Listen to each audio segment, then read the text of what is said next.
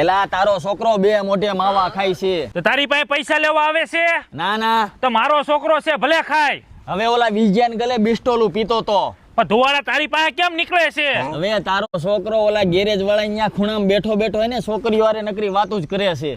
તો પણ તારા છોકરામાં તેવડ્યો તો એને કે એકાદી જાનુડી પટાવીને મંડે વાતું કરવા. હવે એને કઈ સંસ્કાર જેવું છે કે નહીં? નાના મોટાનું ભાન જ નથી એને. આમ જો ઈ મારું લોહી છે, ગરમ જ હોય, મોઢા કોઈના સાટે નહીં, તોડી જ લે.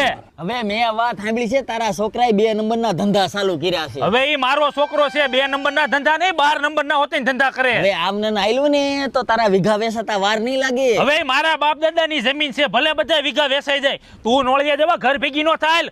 મારું દીકરું મારી પાસે ગોશ પરુણા કરવા આવે. મને તો આજ ખબર પડી કે મારા બાપા એટલા ફ્રેન્ડલી છે. ભગવાન આવા બાપા બધાયને દે. આ બાપા 1200 રૂપિયા લાવો તો. એ તો ગામ વચ્ચે મારી આબરૂના ઠાકરા કર્યા. આ હાટું તને